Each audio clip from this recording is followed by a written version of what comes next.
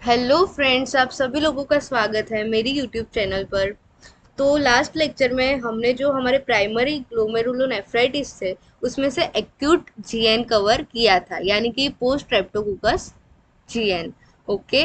Then आज जो हमारा लेक्चर है वो बहुत ही इंटरेस्टिंग होगा, क्योंकि आज हम ये सारी की सारी जो लास्ट में रह गई थी ये एक साथ कवर करेंगे।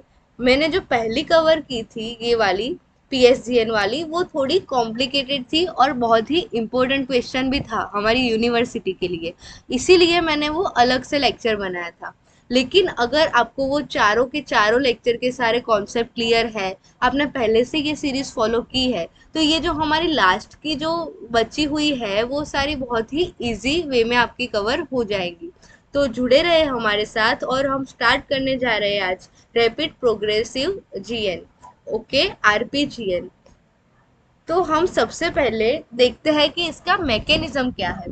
तो जो हमारी पीएसजीएन थी उसमें क्या था कि एक स्ट्रेप्टोकोकस बैक्टीरिया था, जो उसकी जो एंटीजन थे वो सारे उसके विरुद्ध की एंटीबॉडी हमारी बॉडी में क्रिएट हो रही थी, और वो सब जाकर हमारी किडनी में डिपॉजिट्स हो रही थी। और वो कहाँ पर डिपॉजिट हो रही थी, तो हमारा जो पोडोसाइट वाला लेयर था वहां पर।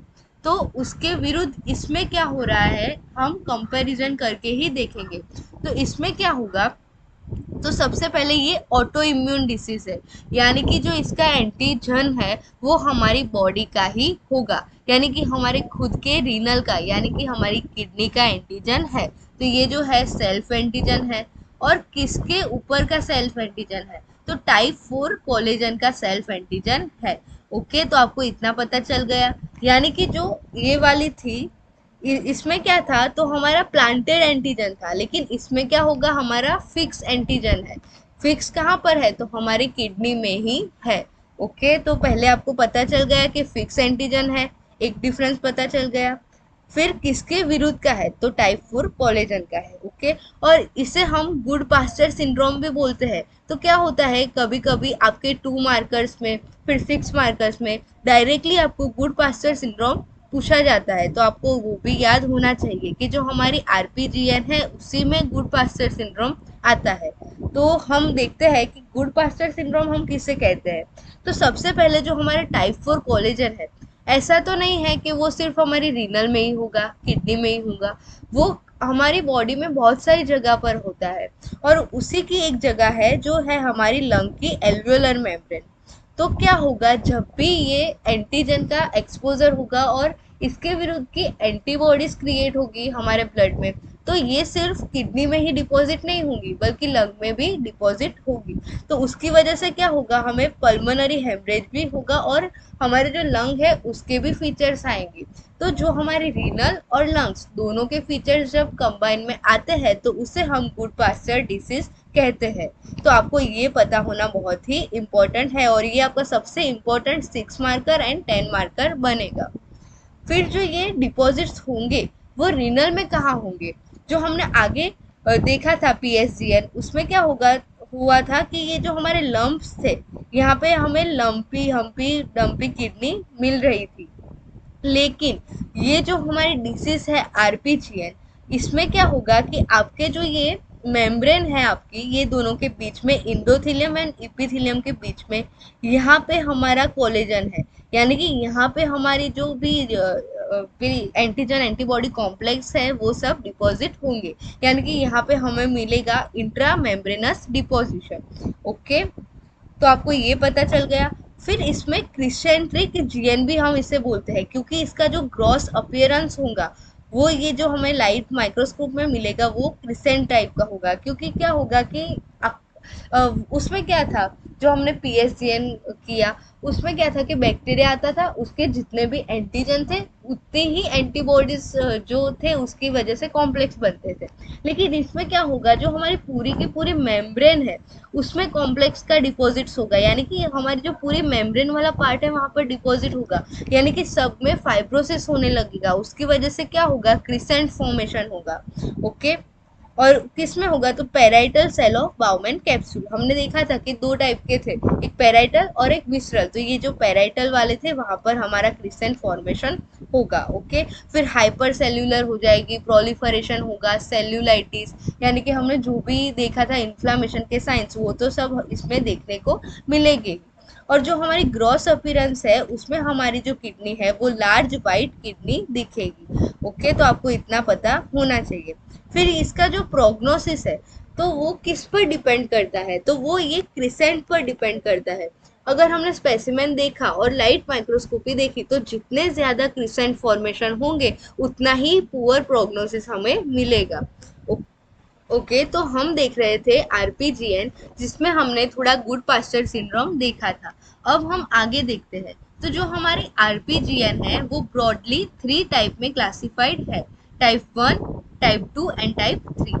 तो जो हमारी टाइप 1 थी वो हमारा था गुड पास्चर सिंड्रोम वाली, तो वो तो पूरी मैंने आपको एक्सप्लेन कर दी, जो थी हमारी टाइप 1। अब हम देखते हैं टाइप 2। तो जो हमारी टाइप 2 है वो पीएसजीएन ही है, यानी कि अगर आपको आरपीजीएन पूछते हैं तो आपको 3 टाइप लिखने हैं, जिसमें आपको पहला टाइप लिखना है गुड पास्चर सिंड्रोम, यानी कि कोलेजन वाला पूरा जो स्टोरी है वो, जिसमें डिपॉजिट होंगे इंट्रामेम्ब्रेनस और एंटीजन होगा फिक्स। फिर हम देखेंगे टाइप 2 यानी कि पीएसजीएन वाला, जिसमें होगा जो हमारे एंटीजन है वो है स्ट्रेप्टोकोकस के, और जो हमारा पूरा उसका जो कॉम्प्लेक्स बनता है और एंटीजन था वो था प्लांटेड। तो उसका आपको पूरा लिखना है, यानी कि हमने जो लास्ट लेक्चर में कवर किया था ये पूरा पेज, वो आपको सेम टू सेम लिखकर आना है। फिर जो हमारी टाइप 3 है उसमें नो एंटीबॉडी फॉर्मेशन, यानी कि इसमें कोई भी एंटीबॉडीज नहीं बन रही, यानी कि इसमें कोई भी डिपॉजिट्स भी नहीं होंगे। तो इसमें क्या होगा, तो आपको याद हो तो जब हमने पूरा हमारा बेसिक्स वाले जो सेकेंड और थर्ड लेक्चर था उसमें हमने कवर किया था कि जो भी हमारे ग्लोमेरुलस है उसमें इंजरी 3 टाइप की होती है। तो पहली जो है वो एंटीजन एंटीबॉडी मीडिएटेड, जो दूसरी है वो सेल मीडिएटेड, और तीसरी थी वो अल्टरनेटिव वाली थी। तो यहाँ पे हमारी जो टाइप 3 है उसमें एंटीबॉडीज नहीं है, तो यहाँ पर जो डिस्ट्रक्शन हो रहा है वो होगा हमारा सेल मीडिएटेड। ओके, तो आपको ये तीनों टाइप याद होने चाहिए। तो आप फिर से एक बार रिपीट कर लीजिए कौन कौन से टाइप थे। तो पहला था हमारा वो गुड पास्चर सिंड्रोम, यानी कि कोलेजन वाला, उसके एंटीजन एंटीबॉडी का स्ट्रक्चर एंड डिपॉजिट्स आपको याद होने चाहिए। दूसरा जो हमारा था टाइप 2 वो पीएसजीएन का ही पूरा आएगा, और जो तीसरा है वो होगा सेल मीडिएटेड। फिर ग्रॉस हमने देख लिया, लाइट माइक्रोस्कोप यानी कि क्रिसेंट फॉर्मेशन। तो इसका जो दूसरा नाम है उसे हम क्रिसेंट्रिक जीएन भी बोलते हैं, तो आपको वो याद होना चाहिए। फिर हम देखते हैं इलेक्ट्रॉन माइक्रोस्कोप। तो इलेक्ट्रॉन माइक्रोस्कोप में क्या देखते हैं कि डिपोजिशन कहाँ पर हुआ। तो यहाँ पर जो 3 टाइप के हैं उसमें अलग अलग अलग डिपोजिशन हो रहा है। तो जो टाइप 1 है उसमें मैंने आपको बता दिया इंट्रा मेम्ब्रेनस डिपोजिशन है। फिर टाइप 2 यानी कि पीएसजीएन, तो उसमें सब इपिथेलियल डिपोजिशन थे। और टाइप 3 तो उसमें तो एंटीजन एंटीबॉडी फॉर्मेशन ही नहीं था, तो उसमें हमें पॉसी इम्यूनिटी मिलेगी, यानी कि नो कॉम्प्लेक्स। तो ये बहुत ही इजी हो गया हमारा। फिर इम्यूनोफ्लोरोसेंस की बारी आती है। तो जो हमारा टाइप 1, 2 और 3 है उसी तरह हम जाएंगे। तो मैंने क्या बोला था कि जहां पर भी आपको ये लिखना है वहां पर आईजीजी ही आएगी। हमारी जो ये एंटीबॉडीज बन रही है वो आईजीजी ही है। सिर्फ एक ही जो है वो आईजीए नेफ्रोपैथी है जिसमें आईजीए एंटीबॉडीज आएगी। तो इसमें जो डिपोजिशन की पैटर्न है वो बहुत ही इंपॉर्टेंट है, क्योंकि आपके जो नीट के एमसीक्यू है वो सीधे यहाँ से बनते हैं। तो ये 3 आपको याद रखने हैं। जो टाइप 1 है उसमें लीनियर पैटर्न में, यानी कि ये जो इंट्रामेम्ब्रेनस डिपॉजिट्स थे ये वाला इपिथेलियम और इंडोथेलियम के बीच में ये जो मेम्ब्रेन है उसमें डिपॉजिट होंगे, लेकिन लाइन में, यानी कि इंट्रा लीनियर होंगे, इंट्रामेम्ब्रेनस पर लीनियर पैटर्न में। और जो हमारा टाइप 2 है उसमें भी डिपोजिशन होंगे पीएसजीएन वाला, लेकिन वहां पर क्या हो गया, तो जो हमारे ये पोडोसाइट्स है उसमें डिपॉजिट्स होंगे और वो होंगे ग्रैन्युलर, यानी कि हैजार्डस पैटर्न में। ओके, और टाइप 3 में तो कोई डिपोजिशन नहीं है, यानी कि हम लिखेंगे नो डिपोजिशन। ठीक है, ये आपका हो गया। देन हमारी जो टाइप 3 है उसके कॉजेस क्या है, तो वो इडियोपैथिक हो सकता है, या फिर वेजनर्स ग्रैन्युलोमेटस से वो एसोसिएटेड हो सकता है, या फिर माइक्रोस्कोपिक पॉलीएंजाइटिस से एसोसिएटेड हो सकता है। ओके। फिर आपके जो टू मार्कर है उसमें एक ये वाला क्वेश्चन आता है कि कंपोजिशन ऑफ द क्रेसेंट, यानी कि ये हमने जो क्रेसेंट फॉर्मेशन देखा टाइप 1 वाला, उसमें उसका कंपोजिशन क्या है, यानी कि क्रेसेंट में क्या क्या चीज शामिल है।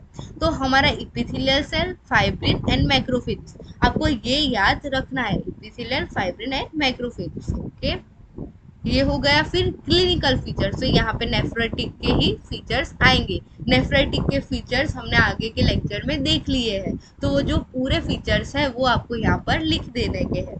तो आपको आरपीजीएन अगर पूछा गया, 10 मार्कर आया, 6 मार्कर आया, 2 मार्कर आया, आप आराम से लिख सकते हैं। पहले आप लिखिए तीनों टाइप, फिर पहला यानी कि गुड पास्चर, दूसरा यानी कि पीएसजीएन, तीसरा यानी कि नो इम्यूनो कॉम्प्लेक्स डिपोजिशन, फिर उसका जो ग्रॉस अपीयरेंस था, लाइट माइक्रोस्कोपी था, इलेक्ट्रॉन माइक्रोस्कोपी था, इम्यूनोफ्लोरेसेंस था और क्लिनिकल फीचर्स थे, वो तो सभी में सेम ही आएंगे जो भी मैंने आपको समझा दिया है। खाली चेंज क्या होगा, तो उसकी ये जो लीनियर और ग्लैन्युलर पैटर्न थी, क्रेसेंट था, क्रेसेंट का डिपोजिशन, पीएसजीएन में लंपी वंपी हम्पी किडनी आती है, फ्लिया बिटन अपीयरेंस आता है, वो सब थोड़ा चेंज होगा, वो आपको याद रखना है। ओके। और एक बहुत ही इम्पोर्टेंट बात जो मैं मुझे आपको स्टार्टिंग में बतानी चाहिए लेकिन वो रह गई थी, कि rapidly progressive GN, rapidly progressive यानी कि बहुत जल्दी जल्दी इसका प्रोग्रेशन होगा, यानी कि अगर आज उसे इन्फेक्शन हुआ तो 1 वीक में तो पूरा खेल खत्म, यानी कि इसका जो प्रोग्नोसिस है वो बहुत ही खराब है। इसका मतलब क्या है कि हमें इसे तुरंत ही आइडेंटिफाई करना है और तुरंत ही ट्रीटमेंट देनी है। ओके। अब हम आगे देखते हैं, तो हमारी जो थर्ड वाली है वो मिनिमल चेंज डिसीज। ओके। तो उसमें मिनिमल चेंज यानी कि इसमें बहुत ही कम चेंज हो रहे हैं। बहुत ही कम चेंज कहाँ पर हो रहे हैं, हमारी किडनी में, यानी कि जो डिपॉजिट्स हो रहे हैं वो हमें, जो हमने लाइट माइक्रोस्कोप और इलेक्ट्रॉन माइक्रोस्कोप में देखे, वो हमें इतनी अच्छी तरह से कुछ दिखेगा नहीं, यानी कि हमें नॉर्मल स्ट्रक्चर ही दिखेगा। इसीलिए हमने यहाँ पे नाम दिया है मिनिमल चेंज डिसीज। और ये क्या होता है, तो हमारा इसमें नेफ्रोटिक सिंड्रोम होगा। ओके, यानी कि प्रोटीन बढ़ जाएगा और वो जो भी सब उसके एसोसिएशन थे नेफ्रोटिक सिंड्रोम में, जो मैंने सेकेंड या थर्ड लेक्चर में कवर किए हैं, वो आपको देखना है। ओके। देन इसके जो 3 नाम है वो बहुत ही इम्पोर्टेंट है, क्योंकि कई बार ये नाम देकर आपको 2 मार्कर्स पूछा जाता है, तो आपको नाम याद होने चाहिए। तो पहले है लिपोइडल नेफ्रोसिस, देन नील डिपॉजिट डिसीज। लिपोइडल नेफ्रोसिस यानी कि इसमें फैटी चेंजेस होंगे जो भी ट्यूब्यूल्स है उसमें। फिर नील डिपॉजिट्स यानी कि कोई भी डिपॉजिट्स नहीं हो रहे हैं, क्योंकि इसमें मिनिमल चेंज है, कोई चेंज ही नहीं है तो कोई डिपॉजिट्स नहीं होंगे। एंड फूड प्रोसेस डिसीज, क्योंकि उसमें जो फूड प्रोसेस है यानी कि हमारे जो पोडोसाइट है उसमें प्रॉब्लम्स हो रही है। ओके। तो नेफ्रोटिक सिंड्रोम होगा, वो मैंने आपको बता दिया है। और ये होगी चाइल्ड में, मोस्ट कॉमन इन चाइल्ड। ये आपका है नीट का क्वेश्चन कि चाइल्ड में सबसे कॉमन नेफ्राइटिस कौन सा है, तो आपका आएगा मिनिमल चेंज डिसीज। और इसकी इडियोपैथोजेनेसिस जो है वो किसी को पता है ही नहीं। ओके। फिर जो ग्रॉस है वो मैंने आपको बता दिया कि आपकी जो किडनी है वो नॉर्मल किडनी की तरह ही दिखेंगी। इसमें ग्रॉस आपको नॉर्मल दिखता है, इसीलिए इसे हम मिनिमल चेंज डिसीज कहते हैं। लाइट माइक्रोस्कोपी भी आपको नॉर्मल दिखेगी। ओके। लेकिन अगर आप इलेक्ट्रॉन माइक्रोस्कोप देखोगे तो आपके जो फूड प्रोसेस ये वाले थे उसका जो स्ट्रक्चर था वो थोड़ा डिस्ट्रक्ट हो जाएगा, यानी कि फ्लैटनिंग ऑफ फूड प्रोसेसेस, इसीलिए हम इसे फूड प्रोसेस डिसीज भी कहते हैं। ओके। देन हम इम्यूनोफ्लोरेसेंस करेंगे तो हमें कोई डिपोजिशन नहीं देखने को मिलेगा। आगे के हमारे जो 2 थे उसमें हमें आईजीजी का डिपोजिशन देखने को मिलता था। और इसका प्रोग्नोसिस, अगर हम स्टीरॉइड्स देंगे तो वो बहुत ही अच्छा रिस्पॉन्स हमें दिखाएगा। ओके। तो इसका ट्रीटमेंट एक आपको याद रखना है। और मैंने ये बता दिया कि इसका सिर्फ आप नाम याद रखो, फिर अकर्स इन चिल्ड्रन वो याद रखो, फिर नॉर्मल किडनी होती है और सिर्फ फूड प्रोसेस हमारी चली जाती है। और इसकी पैथोजेनेसिस तो इतनी क्लियर नहीं है, इसलिए ये बहुत ही इजी होगा। ओके। तो हमारी जो 2 सबसे इम्पोर्टेंट थी वो हमने इस लेक्चर में कवर कर ली है। तो हमारी जो टोटल थी 9, उसमें से हमने मोस्ट इम्पोर्टेंट 3 कवर की। जिसमें से जो पहली दो थी वो थी हमारी नेफ्राइटिक वाली, और ये जो मिनिमल चेंज थी वो हमारी नेफ्रोटिक सिंड्रोम वाली डिसीज थी। यानी कि उसमें आपको क्लिनिकल फीचर्स भी पता चल गए, फिर कहाँ डिपॉजिट हो रहा था वो भी पता चल गया। अब हम आगे जो देखने जा रहे हैं वो है मेम्ब्रेनस, और then membranoproliferative, then focal and diffuse, ये सारी हम अब साथ में देखेंगे। ओके, तो आज यहाँ तक रखते हैं। Thank you very much friend, और चैनल को लाइक शेयर और सब्सक्राइब ज़रूर करें। Thank you.